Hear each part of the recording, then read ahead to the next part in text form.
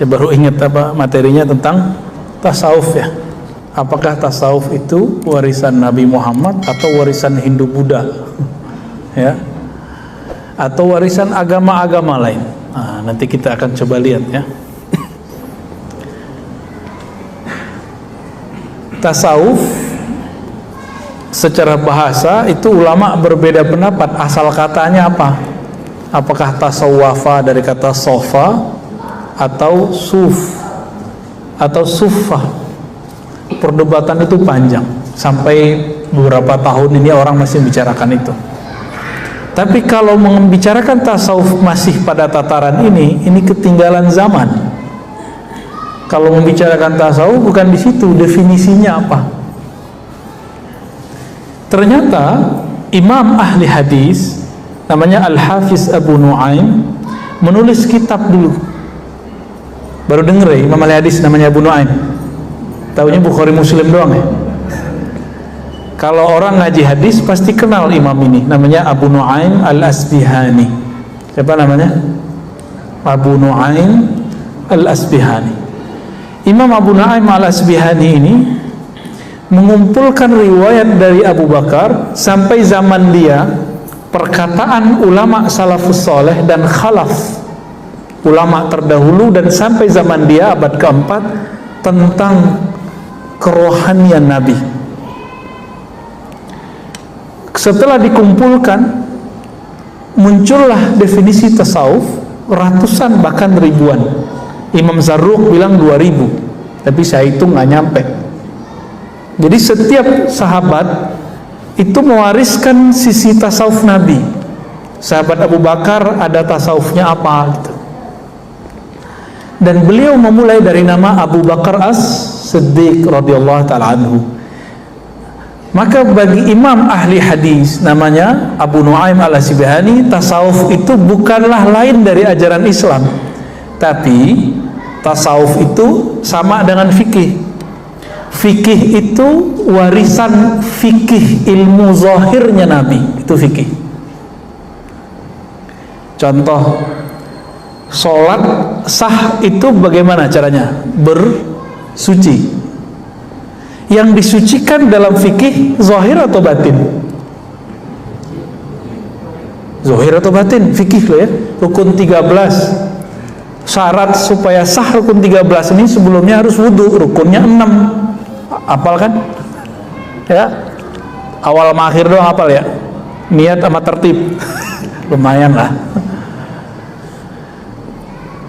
Ini semuanya dari awal sampai akhir menyebutkan kesucian zahir. Benar gak? Sholat rukun 13 dari niat, cuma niat yang pakai kolbu. Itu pun sekarang sudah dilafazkan usolli, ya kan? Aslinya kan itu di kolbu, Pak. Semua amalan-amalan yang dalam fikih itu semua amalan zahir. Nabi amalannya zahir saja atau ada batinnya? Ini beda dengan kebatinan ya. Batin itu artinya sisi terdalam dari manusia. Gimana? Di rukun 13 mulai dari pertama sampai nomor 13 ada nggak namanya khusyuk? Nggak ada. Adakah rasa menghinakan diri, khudu? Nggak ada. Itu di mana? Padahal Nabi ngomong nih, hadis yang sering kita dengar, sallu kama ra'aitumuni usolli. Salatlah kamu seperti kamu melihat aku salat.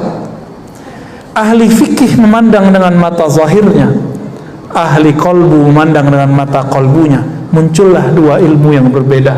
Satu namanya ilmu fikih, yang kedua namanya ilmu tasawuf. Jadi dua hal ini berbeda tapi tidak kontra. Loh, kok sekarang ada yang mencoba membuat dua ilmu ini kontra? Yang kontra itu otaknya dia. Fikih sama tasawuf nggak kontra. Mana buktinya? Imam Zarruq, imam sufi, dia mursyid thariqat Syadziliyah.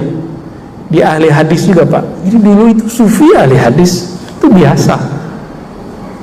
Sekarang sufi suka nonton film Korea. Ya, itu maksudnya saya, Pak. Kalau yang luar-luar itu mah sufi beneran ya.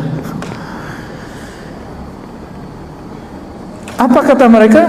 Sufi itu zindiq. Nah, ya, sekarang dianggap meninggalkan syariat. Lalu tidak ada. Imam Zarruq mengatakan apa? Setiap ajaran hakikat, ajaran tasawuf yang bertentangan dengan fikih, maka itu batil. Setiap ajaran fikih bertentangan dengan ajaran hakikat, maka dia kosong. Jadi kalau mau cari orang kosong, cari orang yang anti tasawuf. Cari orang zindik, cari orang ngomong tasawuf tapi nggak mau bersyariat. Kalau mau cari wali Allah, cari orang yang berfikih zahirnya, berhakikat batinnya. Wali itu namanya, wali Allah, sufi. Beda definisi ya sama mereka ya. Kalau mereka membuat definisi sendiri, padahal nggak ngerti sufi itu apa. Apa kata mereka? Sufi kalau udah tinggi nggak sholat. Oh, mana ada sufi begitu? Ya, itu mah sufinya Cang Nandar ya. Nggak ada sufi begitu, nggak ada. Ya, sufi kalau udah alim, udah kasyaf, nanti kerjaannya baca isi hati murid, ya itu mah kasyaf. Nggak mesti, ada yang bisa begitu, ada yang enggak. Itu nggak ada urusan. Sufi nanti bisa menghilang gitu ya, nggak ada urusan. Itu sufi itu orang yang bertasawuf, orang yang menjaga hakikat di dalam kolbunya supaya tetap terkoneksi dengan Allah Subhanahu wa ta'ala. Tadi Bapak ini dari takbir sampai assalamualaikum badannya di sini. Ya. Iya ya. Tapi sebagian pikirannya nggak di sini. Jujur aja, Pak. Jujur aja, ngangguk aja udah, saya tahu kok. Karena saya juga begitu. Untungnya kita dikasih zikir sama guru, dikasih ma'rifatullah sama guru, diajarin cara mengenal Allah lagi sholat. Maka ketika pikiran pergi, diambil sama kolbu, kamu ingat Allah. Jadi setan itu, kata Nabi dalam hadis yang sahih, jika seseorang sholat, maka setan ngomong, uzkur kaza, uzkur kaza, ingatlah ini. Kamu tadi begini ya, kamu tadi begini, habis ini kamu keluar lewat pintu itu, nanti sendalmu di situ, disebutin semua, Pak. Sampai ke rumahnya, jalan kemana itu disebutin semua. Hebatnya setan tuh. Terus kita asik kan, tahu-tahu udah amin, loh udah amin aja. Tuh yang senyum-senyum pengalaman sobat tuh. Tahu-tahu udah ruku gitu ya. Khusyuk apa kusut. Nah tadi pertanyaan siang tadi kita nanya gitu sama orang-orang, khusyuk apa kusut. Saya yakin itu kusut. Para sufi itu mewarisi khusyuknya Nabi. Ahli fikih mewarisi rapinya zahir sholatnya Nabi. Maka seharusnya ini satu paket, zahir dan batin, jangan dipisah-pisah. Jadi kira-kira ini saya belum nyebutin hadis macam-macam, baru hadis sholat aja. Tasawuf bagian dari Islam atau bukan? Ya, bagian dari Islam atau enggak? Warisan Hindu Buddha atau apa? Emang orang Hindu Buddha ada bertorikot? Ada nggak orang Hindu Buddha zikir la ilaha illallah kencang-kencang? La ilaha illallah.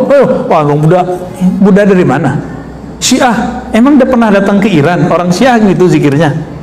Orang Syiah kalau zikir ya Ali ya Husain sampai mukul-mukul badan. Kalau tarekat enggak. Dia berzikir la ilaha illallah, memukulkan kalimah itu ke dalam dirinya. Kalau orangnya suka ngerok, Pak, itu zikirnya kenceng. Oh ilah, sampai kemudian hilang suaranya, nggak jelas. Kayak suaranya Cang Nandan kalau lagi canda.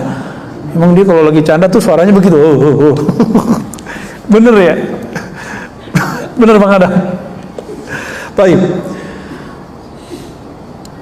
Bukan itu perwajahan tasawuf. Tasawuf itu lebih umum dari itu semua.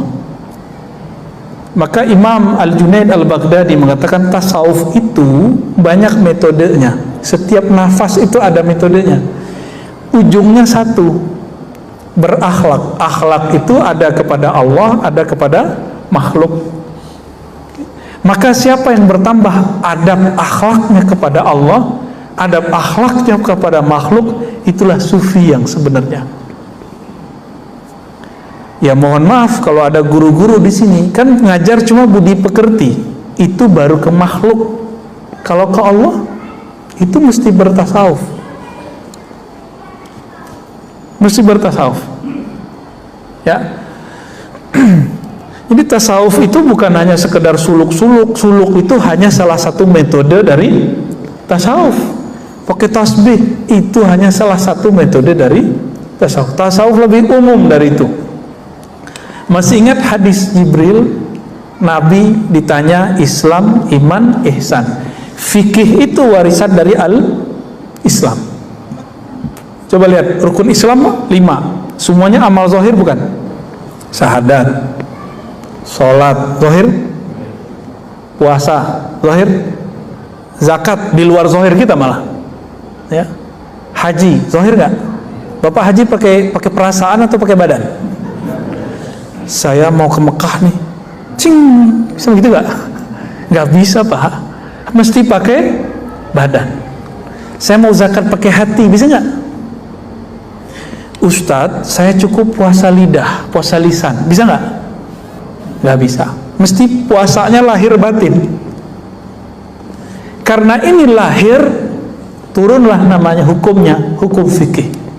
Maka kalau belajar hukum yang ada di rukun Islam nggak lewat fikih, nggak sah fikihnya. Nanti bisa aneh. Muncullah di Jawa Timur dulu orang kalau sholat, dia sholat selalu pakai sendal, karena dia baca hadis, "Shollu ala ni'alikum."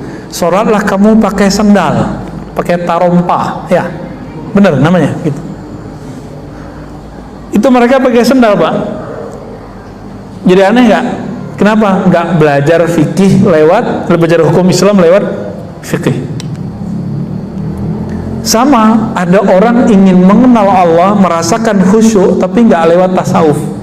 Muncullah, mohon maaf, buku-buku cara sholat khusyuk, tapi isinya nggak ada yang menyentuh. Isinya cuma sampai perenungan, merenungi makna, memahami teks, sampai di situ doang. Nggak ada yang betul-betul khusyuk yang Nabi maksud, itu nggak nyampe. Tanya semua ustadz hari ini, hampir semua mengatakan khusyuk itu memahami bacaan. Mampus Bapak yang nggak bisa bahasa Arab. Ya, menakutkan khusyuk kalau begitu Pak. Pada berhenti sekolah, bukan berhenti sekolah, berhenti sholat. Pak, Bapak udah berapa tahun Pak sholat Pak? Dari kecil Pak ya? Udah 60 tahun? Dari dulu belajar bahasa Arab nggak? Enggak. Terus kalau ada ustadz bilang khusyuk itu harus mengerti yang dibaca, Bapak stres nggak mikirin itu? Ya, nggak mungkin itu. Orang Arab Badui itu betul mereka bisa bahasa Arab, tapi bukan berarti mereka bisa ngerti Quran Pak. Mereka sholat aja. Maka Arab Badui itu lagi sholat ada yang meludah, ada yang mainin tangan, ada yang ada cincin diputer-puter kayak anak kecil. Kalau lagi duduk dia mainin pasir. Nabi ngurusin sahabat yang begitu-gitu Pak. Jangan dikira sahabat Nabi itu semuanya seperti Abu Bakar, Umar, Utsman. Ada yang Badui. Ada datang ke masjid cuma kentut doang, pipis doang tuh ada. Itu Arab Badui. Nabi ngurusin orang begitu dan gak pernah emosi, gak pernah bilang, ente zindik, masa masjid dipipisin? Gak ada. Sekarang cuma beda Sayyidina sama gak Sayyidina, kunut sama kunut, gak kunut. Ustadznya pakai doa jamaah, nggak doa jamaah, itu rame di masjid. Mana akhlak nabinya? Ya, maka ada ilmu yang ketiga, ilmu kedua iman, ilmu ketiga namanya ihsan. Ihsan itu yang melahirkan namanya tasawuf. Di fikih ada metode ringkas belajar fikih. Bapak kalau saya suruh pelajari cara sholat, buka Al-Quran, bisa ketemu nggak rukun 13? Nggak. Di situ ada bacaan usoli, ada nggak di Quran? Makanya mereka biar nyuci otak orang awam begini, kamu baca nih Quran hadis, nggak ada usoli gitu, untuk batalin usoli. Emang nggak ada ya, dia aja nggak ada di Quran kok yang ngomong itu. Dibuka di Quran itu cuma perintah, aqimus shalah, dirikanlah olehmu sekalian sholat. Cuma begitu. Cara sholat di mana? Hadis. Oke. Sekarang buka Sahih Bukhari, Sahih Muslim. Ketemu nggak cara sholat rukun 13? Hadisnya nyampur-nyampur, Pak. Imam Bukhari nulis mawaqitus sholah, waktu-waktu sholat, satu bab besar. Habis itu kitabul azan. Habis itu baru sifatus sholatin Nabi. Bukan Albani loh ya. Sifat sholat Nabi ala Imam Bukhari itu ada. Itu. Sebelumnya, setelahnya ada tambahan, ada wudu, panjang di situ. Dan gak ketemu tuh rukun yang 6, hadisnya banyak. Oleh ahli fikih, bahan-bahan hadis-hadis ini diringkas karena mereka sayang kepada umat, supaya umat yang sibuk bekerja di siang hari, sibuk mencari penghidupan di siang hari, agar mereka kalau belajar agama mudah. Karena Nabi bersabda, yassiru wala tu'assiru, hendaklah engkau kemas agama ini dengan mudah, jangan dipersulit. Sekarang mereka mempersulit lagi, padahal Nabi suruh mudahkan. Apa kata mereka? Nggak boleh ikut imam, langsung aja ke Quran dan Sunnah. Kan mampus tar murid-muridnya. Dicari di situ bab niat, di mana ada bab niat, Pak? Bapak lihat di Quran nggak ada bab niat di sini, nggak ada, Pak. Surat Al-Maidah ayat 6 tentang wudu, nggak ada bab niat di situ. Tapi kalau ahli fikih baca, ketemu dia di bagian mana tersiratnya kata niat. Dibaca hadis tentang niat umum, innamal a'malu bin niat. Tapi kenapa hadis ini dijadikan bahan nomor pertama setiap amalan? Rukun sholat, rukun puasa, rukun haji, pertama pasti niat, ya kan? Padahal tidak ada tuh di ayat puasa, kutiba alaikumusiyam, mana niatnya di situ? Ketemu di hadis, Nabi nggak bilang niat. Nabi mengatakan malam yubayyit lailan fala siyamalah. Siapa yang tidak tabyid, tabyid itu artinya secara harfiah bayyata yubayyitu, menetapkan, menginapkan, macam-macam ini artinya ya. Ulama kita mengartikan meniatkan. Maka muncullah bab situ wajib niat puasa. Dari hadis itu maka ulama kita menganjurkan para imam setiap malam mengingatkan umat, watawasau bis bil haqqi watawasau bis sabri. Tapi sama kawan kita dibid'ahkan lagi, ya enggak? Kan repot begitu. Padahal ini memudahkan umat. Seperti dulu Umar memudahkan umat, Imam Syafi'i memudahkan umat, dan itu berkembang terus sampai akhir zaman. Jadi kira-kira kalau kita kembali lagi langsung ke Quran dan Sunnah, itu cara sholatnya nanti jadi amburadur nggak? Pasti amburadur, Pak. Nah, cara belajar fikih itu lewat mazhab. Lalu cara belajar tasawuf pakai apa? Ada namanya metode juga, disebut thariqah. Nah, thariqah ini ada yang formal, ada yang tidak formal. Yang formal itu seperti thariqah Naqsyabandiyah, tarekat Syaziliyah, tarekat Qadiriyah, itu formal.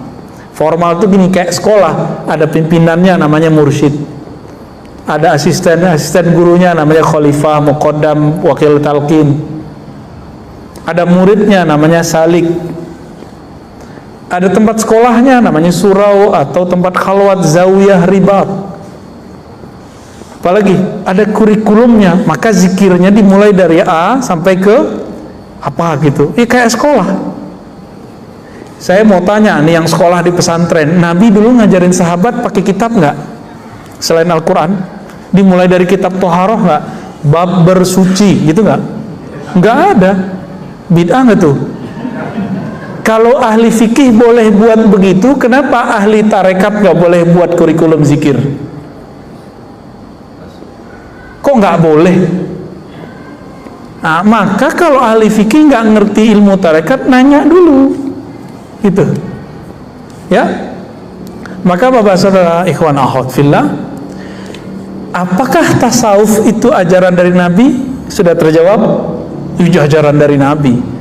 Namun nanti metodenya disusun oleh para ulama sebagaimana ilmu fikih disusun oleh para ulama. Langsung saja ke Quran dan Sunnah. Kita tanya, Quran ini yang nyusun siapa? Ulama sahabat, siapa namanya? Utsman. Ini mushafnya Utsman itu beda loh dengan Ibnu Mas'ud. Beda tipis. Beda lagi dengan mushaf Ibnu Abbas. Ibnu Abbas surat Al-Bara'ah, surat Taubah ada bismillahnya. Tapi suratnya sama. Suratnya susunannya beda-beda, Pak. Ada mushaf Ali. Itu dimulai dari ayat pertama turun, terakhir adalah ayat terakhir turun. Tapi nggak ada sekarang. Semuanya mereka serahkan kepada Sayyidina Utsman. Mereka udah sepakat nih biar mudah untuk zaman sekarang. Jadi kalau kembali ke Al-Quran itu sama dengan kembali ke ulama sahabat. Quran zaman Utsman udah pernah lihat belum? Belum. Saya pernah lihat, Pak. Quran mushaf namanya Masahif Utsmani. Bukan mushaf, masahif. Masahif artinya mushaf-mushaf. Ternyata beliau dulu menyalin 6 mushaf dan itu udah paling keren di zamannya. Yang agama-agama lain juga belum pernah. Dikirim satu untuk beliau, berarti 5 keluar, satu untuk beliau. Salah satunya itu oleh Timur Leng, orang Uzbekistan. Disalin, kalau sekarang fotokopi, kalau dulu kan nggak ada mesin fotokopi, dikumpulkan ahli kaligrafi, khattat istilahnya, disalin semua. Saya baru lihat, oh begini model salinannya. Sedikit beda-beda dikit dengan yang aslinya, hampir sama, nggak ada titiknya, Pak, nggak ada barisnya. Terus yang ngasih baris siapa? Yang ngaris harokat siapa? Tasdid siapa? Titik siapa? Ayo siapa yang ngasih? Ulama. Katanya nggak boleh ikut ulama, langsung aja ke Quran dan Sunnah. Kayak istiqomah ini ya. Hah? Iya, temannya Bapak. Iya, jenggotnya sama, Pak. Ya, tapi itu jenggotnya tawadu, Pak. Mancing-mancing dia. Gak boleh Cang Nangdar. Kata mereka apa? Langsung ke Quran. Quran ini yang menyempurnakan cara bacanya ulama, bacaannya sama. Jadi kalau Utsman bin Affan baca, kita baca Quran kita begini nih, lengkap nih, banyak awan-awannya kan, ya kan, ada baris-barisnya, itu bunyi sama dengan Utsman. Kalau dia baca Quran kita dia nggak ngerti, Pak. Sama seperti kita nggak ngerti baca Quran Utsman, tapi teksnya sama, cara bacanya beda karena Utsman belum dikasih tahu cara harokat ini. Seperti kita nggak dikasih tahu model dulu yang tidak ada titik, koma, segala macam. Kita beruntung, Pak, hidup sekarang. Kalau hidup zaman dulu, Bapak ini harus hafal Quran semua. Ini cukup imam kita aja ngapal kan. Ini udah mau Ramadan, imam kita mulai murojaah nih, daripada al-hakum takasur mulu. Bapak saudara, ikhwan akhwat fillah, maka ulama ahli zikir yang mewarisi rohani Nabi, mereka mulai membuat kurikulum. Kurikulum pertama masuk tasawuf adalah taubat. Taubat itu kalau dibuat ke belakangnya, di dalamnya ada namanya tazkiyatun nufus. Jadi tazkiyatun nufus itu sebenarnya subbab dari taubat. Taubat adalah bagian dari tasawuf. Sekarang mereka nggak mau menggunakan nama tasawuf. Pengurus masjid ikut-ikutan, takut ditinggal jamaah, Ustaz. Jamaah ikut Ustaz atau Ustaz ikut jamaah? Ini kedua kali saya nanya dalam 2 hari ini. Saya mau nanya, Pak, jamaah ikut Ustaz atau Ustaz ikut jamaah? Yang benar yang mana? Oke. Jadi selera kajian itu seharusnya selera si Ustadz atau selera jamaah? Tuh kan kebolak-balik. Yang kejadian hari ini selera jamaah yang dikemukakan. Ya jamaah taunya itu aja. Ya, ditawarin kita mau 11 atau 20, ya jamaah milih 11 tarawih, ya kan? Kalau ulama taunya cuma 20. Kalau ulama kalah sama jamaah, milihnya berapa? Ayo, ini gimana nih Tat? Ini mau 11 atau 20 ntar nih? Yang mikir 20. Waduh, gawat. Tapi 20 di sini ya? Belum? Bapak cari semua kitab fikih yang mu'tabar, nggak ada sholat tarawih 11. Cari aja Pak, tanggung jawab dunia akhirat. Baru belakangan muncul Imam Son'ani, ya, Albani, Mubarakfuri, baru belakangan. Nggak ada ulama terdahulu. Katanya mazhab Syafi'i. Kunut sih udah bagus. Antum udah kunut kan? Ya udah kunut ya. Kayaknya mulai terancam nih yang 11 nih, ya. Ntar ngomong lagi, Tat, aneh belum lahir udah 11 rakaat. Emang itu dalil? Sejak kapan? Saya belum lahir di masjid udah 11 rakaat. Emang itu dalil? Kan enggak konsisten orang-orang ini. Banyaklah masalah kita Pak. Ini kita cuci-cuci, bongkar-bongkar ini, ya. Siap dibongkar?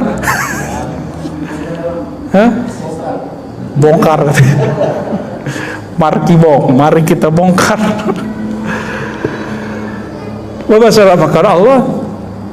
Ulama ahli rohani ini karena dia mengerti dalil, dia mengerti metode, dimulailah bab tadi apa? Bab taubah. Itu beda loh Pak. Ahli fikih baca astagfirullah beda dengan ahli kolbu, ahli tasawuf baca astagfirullah. Beda. Ahli fikih baca la ilaha illallah beda jika ahli kolbu baca la ilaha illallah. Dalilnya mana lagi nih? Baca la ilaha illallah aja Tat, nggak usah aneh-aneh kan gitu. Orang awam takut gila, katanya bertasawuf jadi gila. Tuh berhasil antum kecuci otaknya. Ya, itu kan yang ngomong begitu fitnatud dajjal itu.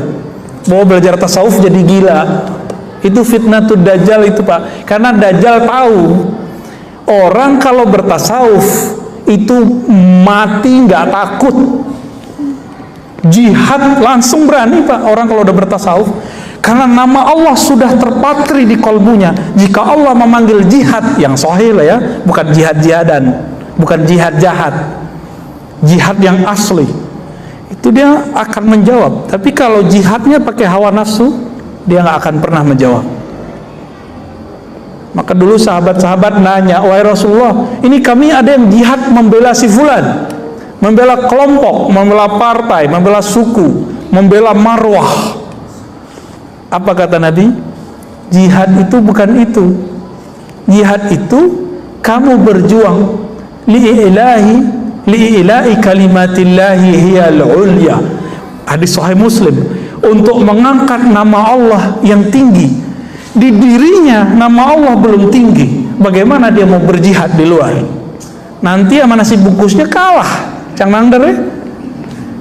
Jadi jihad-jihadnya orang hari ini, lapar aja mati jihadnya. Semangat jihadnya cuma karena amplop 50.000, 10.000, mampus dia. Tersinggung dikit di masjid, mundur. Logo nggak muncul, tengkar. Jihad apaan antum? Ya? Jihad apaan itu? Itu namanya memperjuangkan kepentingan kelompok, bukan meninggikan kalimah Allah. Kalau sudah ada kalimah Allah, yang lain kecil nggak? Waladzikrullahi akbar. Sungguh menyebut nama Allah itulah yang paling besar, yang lain hilang. Maka di masjid ini nggak boleh ada bendera selain bendera Allah dan Rasulullah. Nggak ada bendera-bendera apa-apa. Tapi kalau ada orang punya bendera sholat di sini boleh nggak? Buat acara di sini boleh, jika masih sesuai dengan akidah yang ahli sunnah, yang moderat. Kira-kira begitu Pak. Saya ngomong begini takut nggak Pak? Antum seneng ya? Aneh jadi tumbal ya?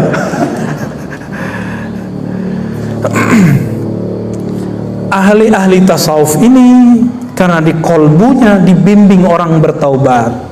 Karena ahli tasawuf tahu orang bertasawuf itu bukan berarti suci, tapi justru belajar kalau kotor gimana cara menyucikannya. Saya mau sholat, tapi lagi junub, wajib nggak mandi wajib?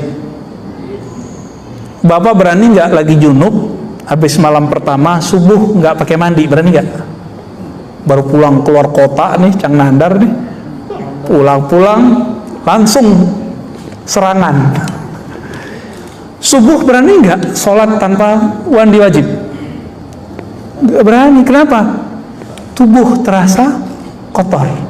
Ini masjid zahir, tubuh zahir tidak berani masuk. Di kolbu kita ada tempat mengingat Allah, namanya kolbu fuad, sir. Itu wilayah di dalam kolbu. Maka Allah mengatakan, sesungguhnya Dia ya'lamu sirra wa akhfa. Surat Toha. Sesungguhnya Dia mengetahui sir, rahasia, dan akhfa, dan apa yang tersembunyi dalam rahasia-rahasia itu. Kalau kita masih pakai junub rohani, apa junub rohani? Lalai mengingat Allah, belum dimandikan dengan tobat, nggak bisa Pak masuk ke situ. Itulah sebabnya kenapa sholat antum tadi nggak khusyuk.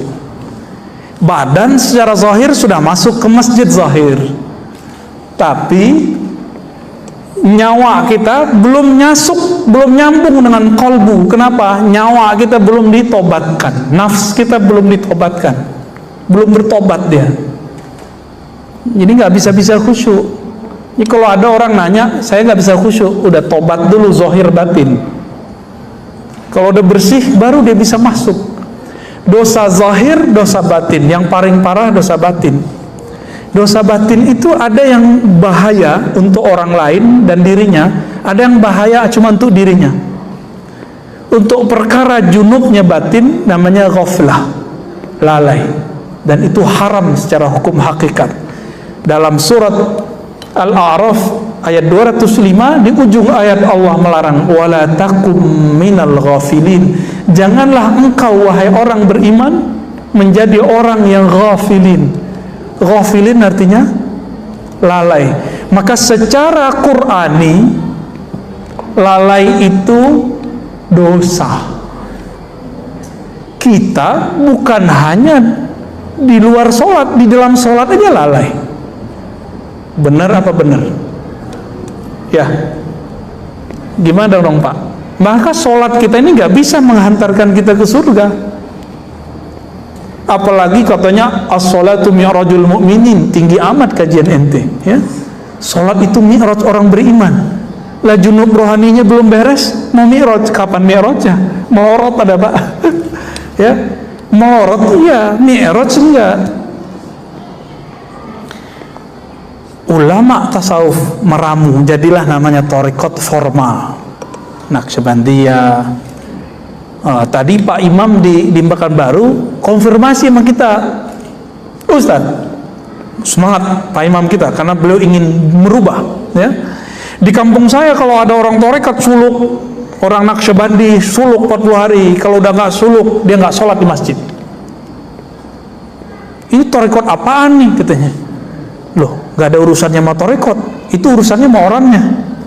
Kenapa? Di tempat saya orang kalau sudah suluk rajin ke masjid. Ini salahnya di mana? Orangnya nggak diajarin kalau habis suluk ada adab setelah suluk, yaitu sholat jamaah. Orang jemaah tabligh kan diajarin Pak, ada bayan tangguh namanya. Nggak tahu masih sama nggak istilahnya? Orang mau pulang nih dikasih bayan itu kayak semacam mentoring sebelum pulang. Nih supaya frekuensi iman ente masih sama ketika khuruj dan setelah khuruj, dikasih. Di tarekat sekarang hilang. Saya teliti, ini jemaah tabligh ini ilmunya dari mana sih? Ternyata pendiri jemaah tabligh mursyid tarekat Naqsyabandiyah, Qadiriyah, Khistiyah, Suhrawardiyah, ahli hadis, mazhabnya Hanafi, akidahnya Maturidiyah. Maturidi ini kan sama dengan Asy'ariyah, beda tipis. Mursyid. Makanya dia buat tarekat informal ala jemaah tabligh. Kebaca sama Syekh Albani, apa kata Syekh Albani? JT, jemaah tabligh adalah sufi gaya baru. Jadi mereka musuhin JT juga Pak. Bapak tiba-tiba musuhin JT juga kan repot. Banyak di masjid-masjid kampung musir karena masyarakat ini nggak ngerti jemaah tabligh itu sebenarnya sama dengan dia. Cuma mungkin risih sebagian orang nggak ngerti pakaian begitu itu kan biasa. Cuma kalau dia masuk ke kampung tertentu, orang kampung itu belum biasa Pak pakai baju-baju begitu. Ya kita maklumilah ya. Jadi kalau ada jemaah tabligh yang disuruh usir, ya salah antum, nggak ta'aruf duluan. Ta'aruf duluan. Ya. Baik. Udah jam 7:30 Pak. Apakah tasawuf tarekat itu masih bagian dari Islam? Ya emang itulah spiritnya Islam. Spiritnya Islam di situ. Sholat itu raga, tasawuf itu nyawanya sholat. Kalau sholat tanpa pakai tasawuf itu sama kayak orang punya badan tapi nggak ada nyawanya. Namanya apa? Bangkai. Itulah kata Imam Athaillah, amalmu itu seperti badan. Ikhlas yang diajarkan di tasawuf itu ibarat ruh yang ada di dalamnya. Ikhlas tuh nggak bisa pakai ngomong, Pak. Ikhlas tuh nanti dipraktekin, nih zikirnya supaya ikhlas. Ada zikirnya. Zikirnya la ilaha illallah dengan metode yang tertentu. Ada caranya. Dalam Sahih Bukhari dikatakan, sesungguhnya Allah mengharamkan terhadap neraka menyentuh orang yang man qala la ilaha illallah min qalbihi aw nafsi, yang membaca la ilaha dari kolbunya atau dari nafsnya. Ini dua tingkat ini. Kalau versi ahli hadis ini dikatakan ragu, tapi kalau versi ahli zikir ini tingkatan. Ada orang baca la ilaha pakai kolbunya, ada yang pakai jiwanya, hasilnya beda. Kalau pakai jiwa jingkrak-jingkrak Pak jadinya. Kalau pakai kolbu bisa nangis. Itu bedanya ya. Udah azan? Kita cukupkan? Kita skip dulu. Semoga Allah meridhai kita semua dan menjadikan kita pewaris zahir ilmunya Nabi dan batin ilmunya Nabi. Amin ya rabbal alamin. Wassallallahu ala Muhammad. Assalamualaikum warahmatullahi wabarakatuh.